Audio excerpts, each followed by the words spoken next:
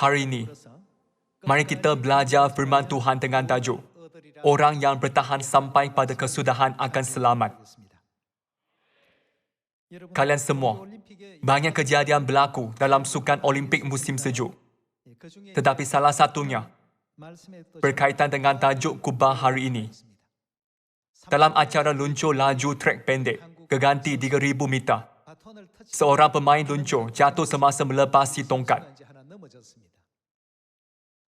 Malah perbezaan 1/100 saat dapat menentukan pemenangnya. Jatuh dalam perlumbaan seperti ini menjadikan peluang untuk menang hampir sifar.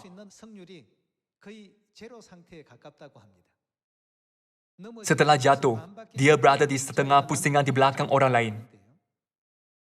Jika telah setengah pusingan di belakang, seharusnya berhenti perlumbaan itu. Namun, pasukannya melanjutkan perlumbaan sampai akhir dan menjadi juara serta mencapai rekod dunia. Oleh sebab mereka menghabiskan perlumbaan itu tanpa berputus asa, mereka mendahului tempat kedua dan ketiga dengan margin yang besar. Saudara-saudari, semasa kita berjalan di padang gurun iman, kadang-kadang kita jatuh disebabkan berbagai percubaan. Walaupun menghadapi banyak keadaan yang membuat kita jatuh, tidakkah harus kita bangun lagi seperti mainan roly-poly dan menuju ke destinasi kita, kerajaan syurga? Dalam perjalanan, kadang-kadang kita jatuh dan menghadapi percubaan lalu fikir, haruskah aku putus asa? Namun, mari kita menjadi ahli-ahli keluarga syurgawi yang akan memasuki kerajaan syurga abadi tanpa berputus asa. Jadi Yesus berkata, orang yang berdiri teguh dalam iman, malah sampai saat pintu kerajaan syurgawi mulia dibuka, dapat diselamatkan. Mari kita lihat firman itu di dalam buku Matius bab 10. Buku Matius bab 10 ayat 16. Lihat, aku mengutus kamu seperti domba ke tengah-tengah serigala. Sebab itu, hendaklah kamu cerdik seperti ular dan tulus seperti merpati. Tetapi waspadalah terhadap semua orang, kerana ada yang akan menyerahkan kamu kepada majlis agama dan mereka akan menyesal kamu di rumah ibadatnya. Dan kerana aku, kamu akan digiring ke muka penguasa-penguasa dan raja-raja sebagai suatu kesaksian bagi mereka dan bagi orang-orang yang tidak mengenal Tuhan. Apabila mereka menyerahkan kamu, janganlah kamu khawatir akan bagaimana dan akan apa yang harus kamu katakan. Kerana semuanya itu akan dikaruniakan kepadamu pada saat itu juga. Kerana bukan kamu yang berkata-kata, melainkan roh Bapamu, dia yang akan berkata-kata di dalam kamu. Orang akan menyerahkan saudaranya untuk dibunuh. Demikian juga seorang ayah akan anaknya. Dan anak-anak akan memberontak terhadap orang tuanya dan akan membunuh mereka. Dan kamu akan dibenci semua orang oleh kerana namaku. Tetapi orang yang bertahan, sampai bila? Pada kesudahannya akan selamat. Di sini, sampai pada kesudahannya bermaksud hingga itu habis. Orang yang bertahan, sampai bila? Pada kesudahannya akan selamat. Walaupun kita menghadapi banyak keadaan yang susah, kita harus menjaga iman sampai akhir. Walaupun pemain luncur dalam keganti 3,000 meter wanita itu jatuh, dia bangun dan teruskan. Walaupun mereka telah jauh di belakang dan memang boleh berputus asa, tetapi mereka terus meluncur dan menjadi juara, malah memecahkan rekod dunia.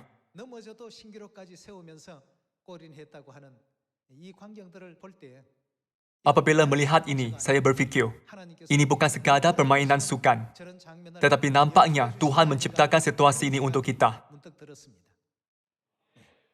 Dalam perjalanan yang panjang di padang gurun iman, kita mungkin menghadapi banyak percubaan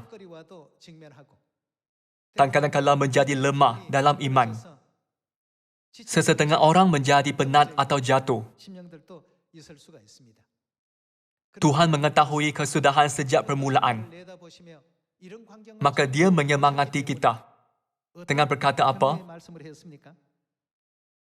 Bertahanlah sampai kesudahan. Orang yang bertahan akan selamat. Mari kita baca buku Matius bab 24, ayat 7.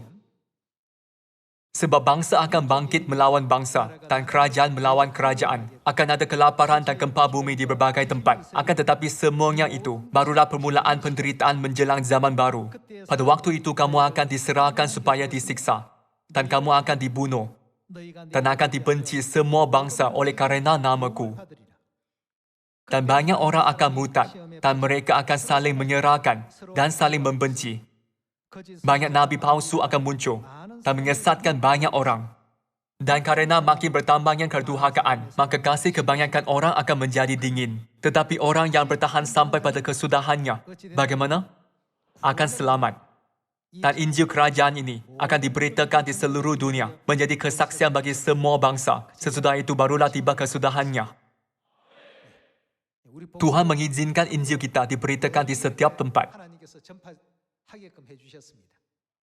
Injil ini telah memasuki setiap benua, bangsa, kawasan. Dan sekarang peringkat terakhir, Panda.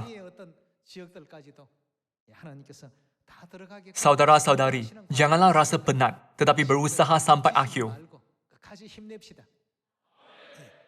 Tidakkah kerajaan syurga abadi lebih berharga dan bermakna jika kita memasukinya setelah bertahan sampai akhir? Jangan ambil jalan keluar yang mudah.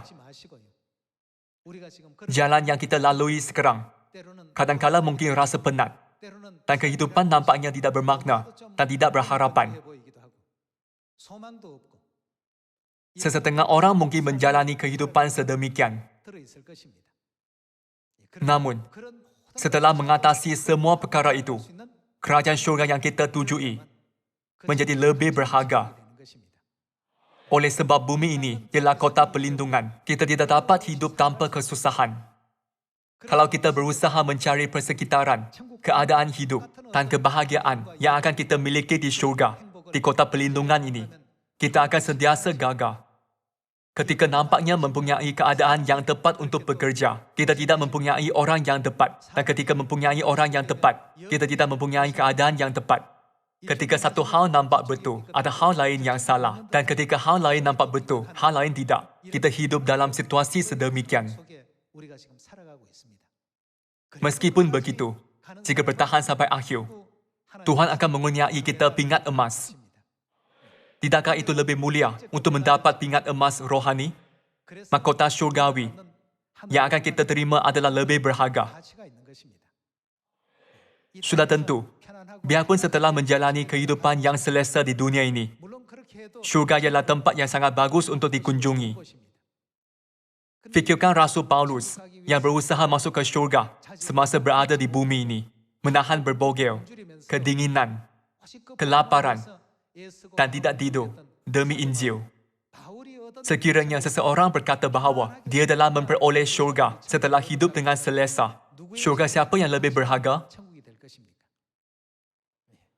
Itulah sebabnya Tuhan meletakkan kesusahan, penderitaan, kesukaran, dan penganiayaan sementara dalam jalan kita. Tidakkah Alkitab menjelaskan Tuhan selalu mengawasi situasi dan membantu kita untuk mengatasi semua ujian? Mari kita lihat buku Ibrani bab 3 ayat 12. Waspadalah, hai saudara-saudara, supaya di antara kamu jangan terdapat seorang yang hatinya jahat dan yang tidak percaya oleh kerana ia murtad dari Tuhan yang hidup. Tetapi nasihatilah seorang akan yang lain setiap hari, selama masih dapat dikatakan hari ini, supaya jangan ada di antara kamu yang menjadi tegar hatinya kerana tipu daya dosa. Kerana kita telah beroleh bahagian di dalam Kristus, asal saja kita teguh berpegang. Sampai bila? Sampai kepada akhirnya, pada keyakinan iman kita. Iman dengan keyakinan yang semula, iman yang kita miliki dari mulanya.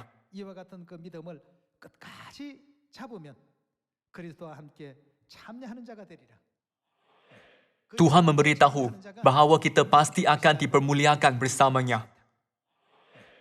Tuhan berkata bahawa kehidupan iman menjadi bermakna ketika kita bertahan sampai akhir. Sekiranya semasa mendahului, kita berputus asa di tengah-tengah, kita tidak mungkin menjadi juara. Tidakkah ini bermaksud kita tidak layak menerima anugerah itu? Itulah sebabnya Tuhan berfirman, kamu akan dipermuliakan bersama Kristus. Jika kita berpegang teguh sampai akhirnya, pada keyakinan, iman yang kita miliki dari mulanya. Mari kita baca pukul 1 Korintus bab 10 dan ukiukan firman ini dalam hati kita. Orang yang bertahan sampai pada kesudahan akan selamat. Sebab kita perlu baca bab ini adalah kerana kehidupan iman kita adalah sama dengan kehidupan orang Israel selama 40 tahun di padang gurun. Hubungan antara perjalanan mereka selama 40 tahun ke Kanaan dengan perjalanan kita ke syurga ialah bayangan dan realiti. Banyak orang Israel tidak berjaya sampai akhir Kanaan kerana mereka berasa tawar hati dan berputus asa di tengah-tengah.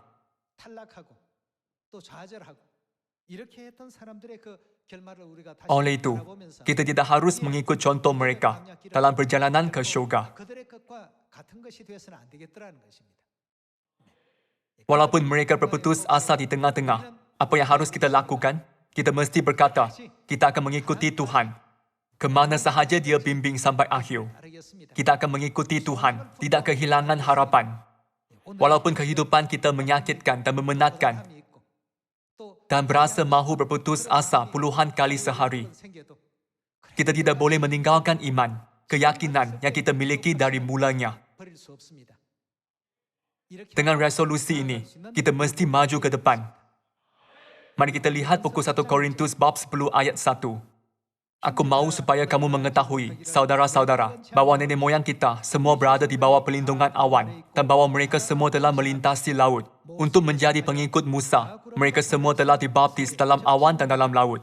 Mereka semua makan makanan rohani yang sama dan mereka semua minum minuman rohani yang sama.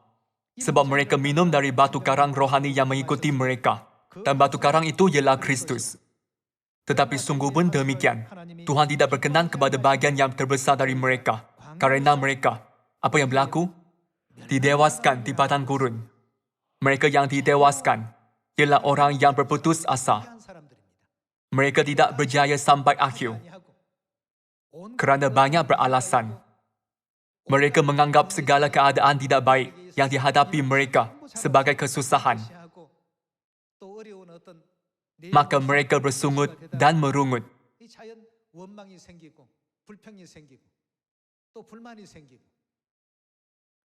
Malah mempengaruhi orang di sekeliling mereka.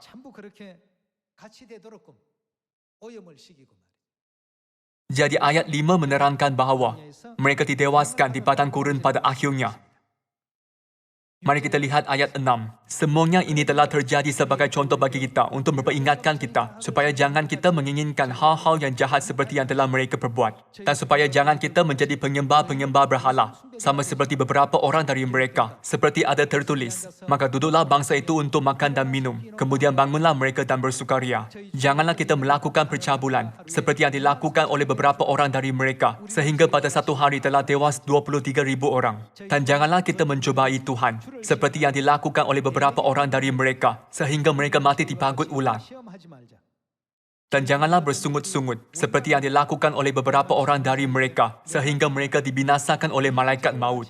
Semuanya ini telah menimpa mereka sebagai contoh dan dituliskan untuk menjadi peringatan bagi kita yang hidup pada waktu di mana zaman akhir telah tiba. Sebab itu, siapa yang menyangka bahawa ia teguh berdiri, hati-hatilah supaya ia jangan jatuh. Pencobaan-pencobaan yang kamu alami ialah pencobaan-pencobaan biasa yang tidak melebihi kekuatan manusia. Sebab Tuhan setia dan karena itu, Ia tidak akan apa? Dia tidak akan membiarkan kamu dicobai melampaui kekuatanmu. Pada waktu kamu dicobai, Ia akan memberi kamu apa? Memberikan kepadamu jalan keluar. Memberikan kepadamu jalan keluar sehingga kamu dapat menanggungnya.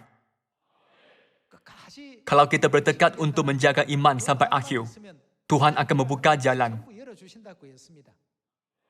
Apa-apa yang kita hadapi bukan gunung tinggi yang tidak dapat kita daki atau payah yang tidak dapat kita lalui.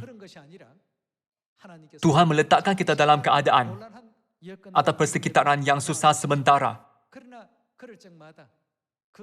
Tetapi setiap kali ini berlaku, Dia membuka jalan bagi kita untuk mengatasi dan memintasnya.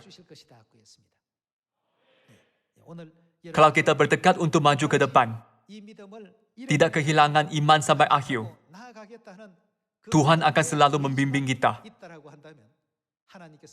Oleh itu, saya minta semua anak Sion akan mengikut jalan dibuka oleh Tuhan supaya dapat selamat sampai ke syurga. Di sini, kata percubaan disebutkan. Apakah yang diperlukan untuk mengatasi percubaan? Kita memerlukan iman.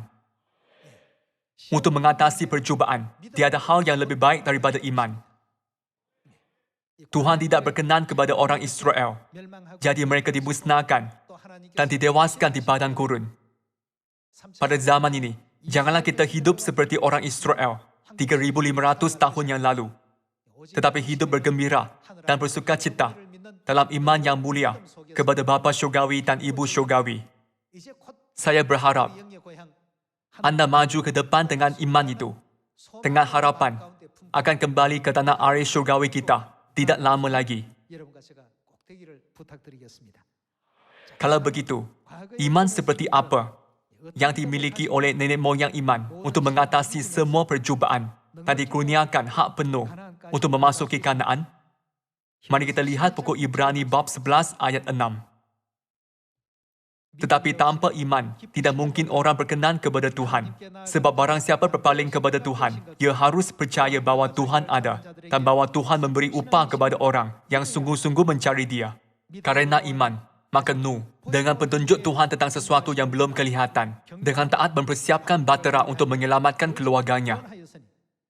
Dan karena iman itu, ia menghukum dunia dan ia ditentukan untuk menerima kebenaran sesuai dengan imannya.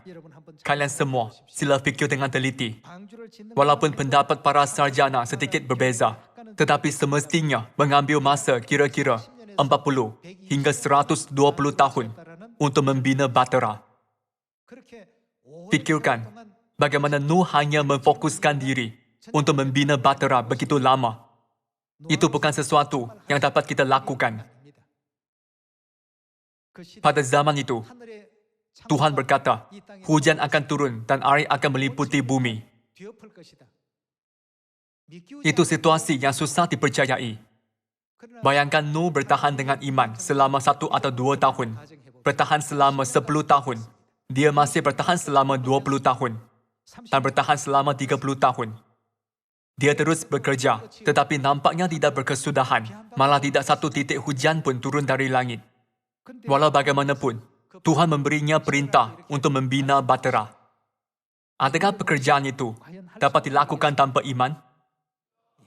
Lagipun, akhirnya, Tuhan menghakimi bumi dengan air, bukan? Nuh dan sekeluarganya diselamatkan. Dan melalui mereka, Tuhan menjadikan dunia yang tidak bernyawa menjadi yang lebih baik untuk semua manusia, bukan?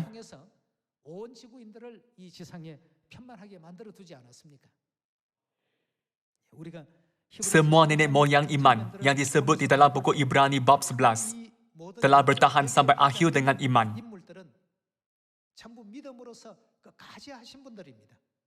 Jika mereka berputus asa sesudah selama 10 tahun, atau 20 tahun, atau 30 tahun, mereka tidak akan dapat menyaksikan kerja penyelamatan Tuhan yang menakjubkan. Mari kita sambung dengan ayat 8. Karena iman Abraham taat ketika ia dipanggil untuk berangkat ke negeri yang akan diterimanya menjadi milik pusakanya. Lalu ia berangkat dengan tidak mengetahui tempat yang ia tujui. Karena iman, ia diam di tanah yang dijanjikan itu, seolah-olah di suatu tanah asing. Dan di situ ia tinggal di kemah dengan Ishak dan Yakub yang turut menjadi ahli waris janji yang satu itu. Sebab ia menanti-nantikan kota yang mempunyai dasar yang direncanakan dan dibangun oleh Tuhan. Karena iman, ia juga dan Sarah beroleh kekuatan untuk menurunkan anak cucu, walaupun usianya sudah lewat, karena ia menganggap dia yang memberikan janji itu setia. Itulah sebabnya, maka dari satu orang, malahan orang yang telah mati pucuk, terpancar keturunan besar, seperti bintang di langit dan seperti pasir di tepi laut, yang tidak terhitung banyaknya. Dalam iman mereka semua ini telah mati sebagai orang-orang yang tidak memperoleh apa yang dijanjikan itu, tetapi yang hanya dari jauh melihatnya dan melambai-lambai kepadanya dan yang mengakui bahawa mereka adalah orang asing dan pendatang di bumi ini. Sebab mereka yang berkata demikian menyatakan bahawa mereka dengan rindu mencari suatu tanah air. Tanah air kekal kita, itu kerajaan syurga, betul? Dan kalau sekiranya dalam hal itu mereka ingat akan tanah asal yang telah mereka tinggalkan, maka mereka cukup mempunyai kesempatan untuk pulang ke situ. Tetapi sekarang mereka merindukan tanah air yang lebih baik, iaitu satu tanah air syurgawi. Dalam perjalanan ke kerajaan syurga kekal, orang Israel rohani mengalami pelbagai percubaan di padang gurun. Sesetengah orang jatuh setiap kali menghadapi percubaan, sementara yang lain mengatasi percubaan yang sama. Ketika percubaan lain diberikan, ada yang mengatasinya dan ada yang terjatuh. Ketika percubaan yang berbeza datang, ada yang mengatasinya dan ada yang tidak. Ketika orang Israel meninggalkan Mesir, ada sejumlah 600,000 orang lelaki. Tetapi ketika mereka tiba di Kanaan, walaupun 40 tahun sudah berlalu, jumlahnya masih sama. Walaupun begitu banyak anak dilahirkan pada generasi kedua dalam 40 tahun ini, jumlah mereka tetap sama sejak mereka berangkat hingga tiba. Yang menyedihkan adalah bahawa semua generasi kedua masuk ke Kanaan, tetapi mereka yang keluar dari Mesir ditewaskan di padang gurun. Kalian semua, kita berjalan di padang gurun iman sekarang. Tujuan kita adalah untuk mencapai akhir. Melangkah 70% atau 80% tidak bermakna. Tiada perbezaan antara mencapai 70% atau 80%. Mencapai 90% dan 99% juga sama. Kita mesti sampai ke syurga sepenuhnya. Kita tidak boleh berkata bahawa seseorang yang mencapai 99% lebih baik daripada yang mencapai 70%. Mereka semua sama. Sama ada mencapai 70% atau 99%. Destinasi mereka masih sama. Destinasi terakhir kita ialah kerajaan syurga kekal. Walaupun banyak menghadapi percubaan dan kesusahan dalam perjalanan ke syurga, kita tidak boleh berputus asa.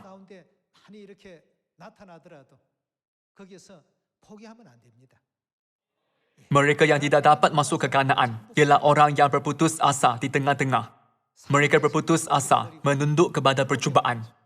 Daripada mengatakan mereka berputus asa, bagaimana Alkitab menggambarkannya?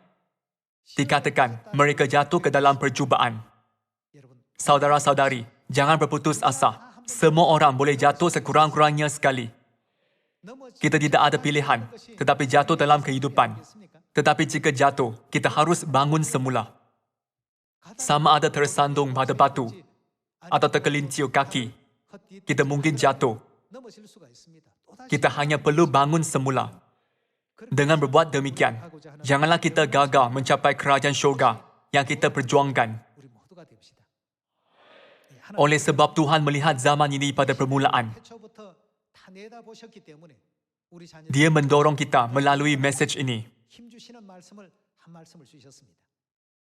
Tuhan berkata, jangan lupakan apa yang berlaku kepada orang Israel di padang gurun selama 40 tahun. Kamu perlu mengingati sebab mereka berputus asa. Dan sebab mereka gagal memasuki Kanaan, supaya kamu tidak gagal memasuki syurga.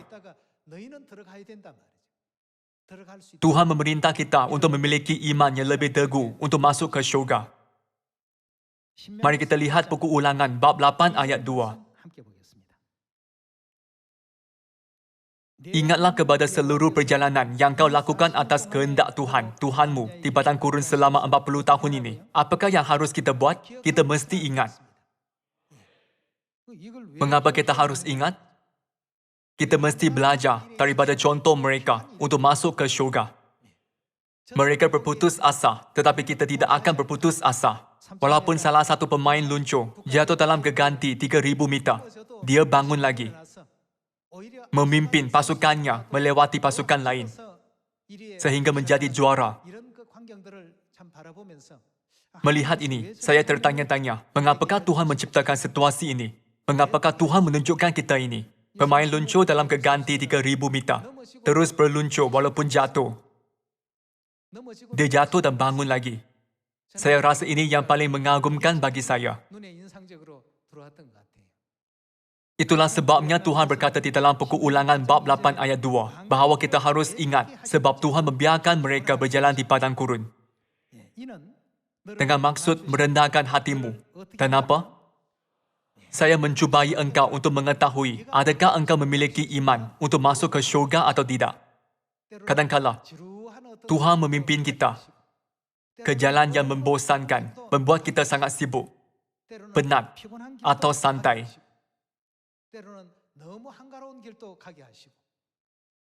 Dengan maksud merendahkan hatimu dan mencubai engkau untuk mengetahui apa yang ada dalam hatimu, yakni apakah engkau berpegang pada perintahnya atau tidak. Ayat 3. Jadi ia merendahkan hatimu, membiarkan engkau lapar dan memberi engkau makan mana yang tidak kau kenal dan yang juga tidak dikenal oleh nenek moyangmu untuk membuat engkau mengerti bahawa manusia hidup bukan dari roti saja, tetapi manusia hidup dari segala yang diucapkan Tuhan.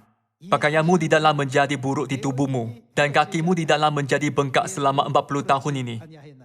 Maka haruslah engkau insaf bahawa Tuhan, Tuhanmu, mengajari engkau seperti seseorang mengajari anaknya. Oleh sebab itu, haruslah engkau berpegang pada perintah Tuhan, Tuhanmu, dengan hidup menurut jalan yang ditunjukkannya dan dengan takut akan Dia. Sebab Tuhan, Tuhanmu, membawa engkau masuk ke dalam negeri yang baik, suatu negeri dengan sungai, mata air dan danau, yang keluar dari lembah-lembah dan gunung-gunung. Suatu negeri dengan gandum dan jelainya, dengan pohon anggur, pohon ara dan pohon delimanya. Suatu negeri dengan pohon zaitun dan madunya. Suatu negeri di mana engkau akan makan roti dengan tidak usah berhemat, di mana engkau tidak akan kekurangan apapun. Suatu negeri yang batunya mengandung besi dan dari gunungnya akan kau gali tembaga. Dan engkau akan makan dan akan kenyang. Maka engkau akan memuji Tuhan, Tuhanmu, kerana negeri yang baik yang diberikannya kepadamu itu.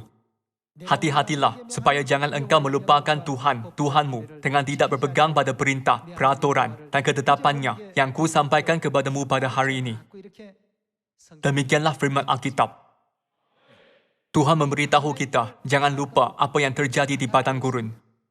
Jika kita berjalan di jalan yang sama dengan orang Israel, kita akan berputus asa, berasa tawar hati, dan ditewaskan seperti orang Israel.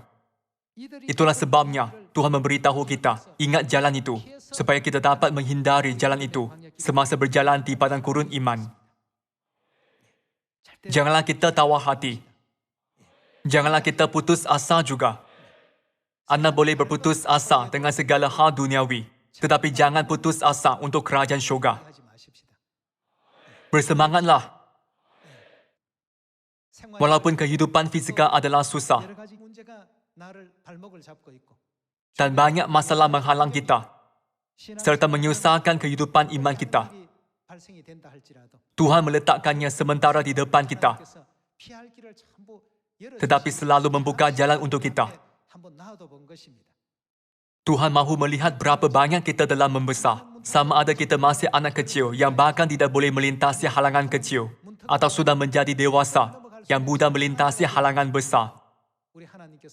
Memandangkan Tuhan berjanji untuk membuka jalan, janganlah kita banyak berpaut pada kesusahan, atau rasa tawar hati, atau kecewa. Ahli-ahli keluarga Sion kita, mari kita selalu ingat bahawa kita mempunyai harapan untuk syurga. Dan kita berjalan di jalan Injil bersama bapa dan ibu. Oleh itu, bersukacitalah senantiasa. Dengan melakukan ini, mari kita menjadi keluarga syurgawi indah yang akan dapat menikmati kehidupan kekal dan kebahagiaan di tanah air syurgawi kita, iaitu syurga yang didiami bapa dan ibu selama-lamanya. Ahli-ahli keluarga Sion kita, bersemangatlah dan menerima banyak berkat. Sekian, terima kasih.